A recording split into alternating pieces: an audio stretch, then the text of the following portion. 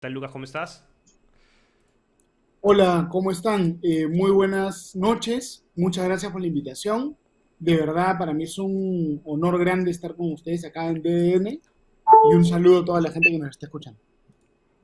¿Qué tal, Lucas? Gracias por aceptar la invitación. Bueno, para quien no lo conozca, Lucas Gersi es un abogado, ¿no? Por la Pontificia Universidad Católica del Perú, con maestría en Derecho por la Universidad de Chicago, y se desempeña como docente de Derecho Constitucional y Análisis Económico de Derechos en diversas universidades de Lima. También ha sido asesor jurisdiccional en el Tribunal Constitucional. Tenemos a alguien de peso para hablar de este tema de la Corte Interamericana de Derechos Humanos. Y bueno, primero, tal vez Alejandro, ¿quieres plantear una primera pregunta? Sí, claro. ¿Qué tal? Mucho gusto. Es un honor también estar frente a usted. Bueno, tengo una pregunta sobre el tema de la Corte Americana, ¿no? Quisiera saber por qué después de tanto tiempo, ¿no? en el país se está dando tanta importancia a esta Corte, ¿no? Si bien yo recuerdo, antes no se hablaba tanto de la Corte Interamericana de Derechos Humanos, pero ahora sí, ¿no? Pareciera que quizás hay una agenda, el tema quizás de una izquierda un poco progresista, o de repente por la coyuntura que está pasando en el país. Bueno, a ver, les agradezco bastante por la pregunta y nuevamente por la invitación, ¿no? Digamos, en el Perú la Corte Interamericana de Derechos Humanos ha sido un asunto de mucha polémica a lo largo de los años. Recordemos nosotros que los cabecillas, además los integrantes de Sendero Luminoso, fueron condenados a sentencias muy largas, de cadena perpetua, inclusive en muchos casos. Todos esos juicios fueron anulados por mandato de la Corte Interamericana de Derechos Humanos. Entonces, en ese momento, esa corte fue sumamente polémica. Hace un tiempo, la Corte Interamericana de Derechos Humanos emitió una opinión favorable al matrimonio entre personas del mismo sexo también. Y eso también generó una posición, un debate, fue bastante polémico, ¿no? Entonces, la Corte Interamericana de Derechos Humanos es un tema polémico no solo en el Perú, sino en toda América Latina. Hay un tema importante, ¿no? Solo para clarificar. El informe que se emitió hace unos días no tiene nada que ver con la Corte Interamericana de Derechos Humanos, sino que es un informe emitido por la Comisión Así es. Interamericana de Derechos Humanos. Ujú. La comisión no es un organismo que emita sentencias cuyo cumplimiento sea obligatorio, sino que la comisión en este caso emitió un informe que contiene únicamente algunas recomendaciones, ¿no es cierto? Claro. Eh, Ahora bien, ¿no? Digamos, ¿cuál pienso yo que es el principal problema de un organismo como la Corte Interamericana? Los derechos humanos son un concepto que es extremadamente expansivo y prácticamente no hay ningún rubro de las políticas públicas que no guarde relación con los derechos humanos. El derecho laboral tiene que ver con los derechos humanos. El derecho de pensiones también. La educación también. La salud también. La administración de justicia también. Todo es derechos humanos. Y al mismo tiempo, nada es derechos humanos. El concepto se ha definido de una manera tan amplia, de una manera tan imprecisa, que una Corte Internacional de Derechos Humanos es una corte que tiene la última palabra respecto de todo, ¿no es cierto?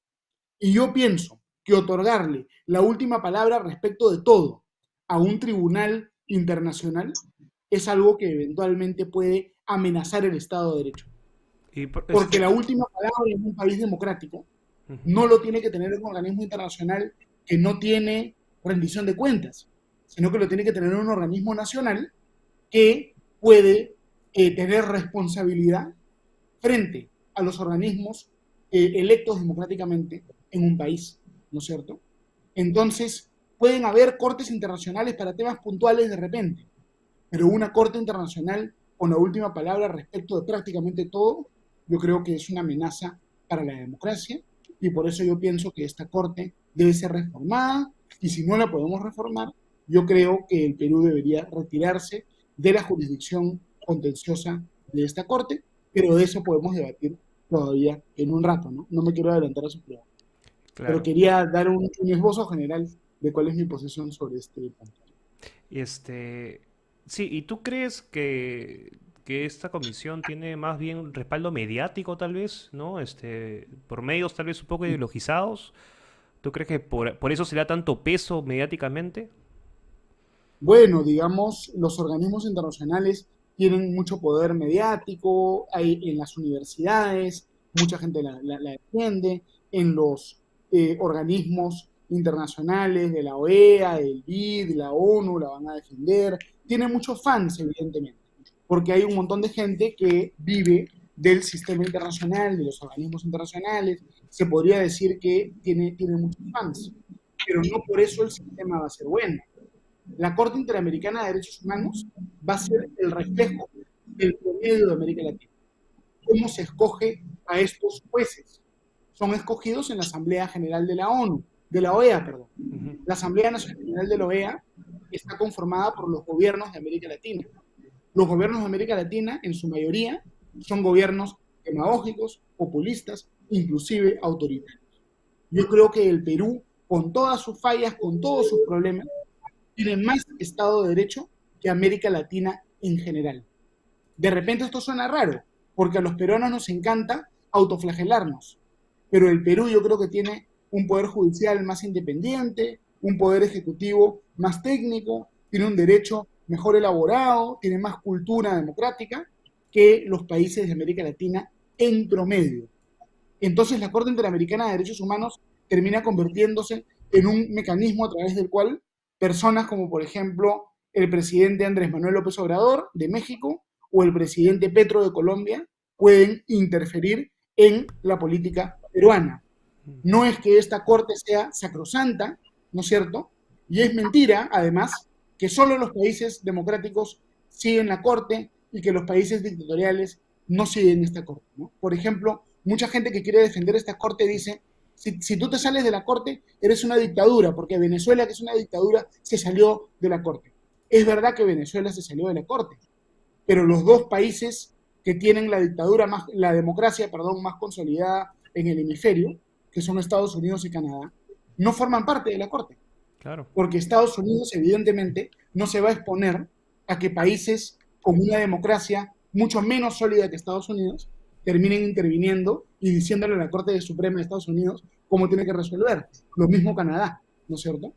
Entonces yo creo que el Perú debería debatir salirse de esta corte, que es una corte que se mete en todo y que no tiene representatividad democrática, que no le rinde cuentas a ninguna institución democrática. Miren, hay varios casos que podríamos hablar.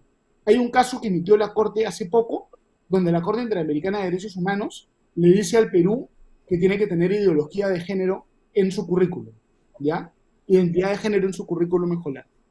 Yo entiendo que pueden haber argumentos muy buenos a favor o en contra de incorporar la identidad de género en el currículo escolar, pero esa es una decisión que debe depender del Congreso peruano, de la democracia peruana. Esa no es una decisión que puede imponerse verticalmente desde afuera, ¿no es cierto? ¿Qué más hace la Corte Interamericana de Derechos Humanos? Esta Corte, por ejemplo, le ha dicho a Guatemala que tiene que darle a los pueblos nativos obligatoriamente estaciones de radio. Ha entrado a decir cómo tiene que Guatemala manejar su espectro radioeléctrico. Claro. Ese es un tema que no debería depender de un organismo internacional, sino de este país, ¿no? De Guatemala.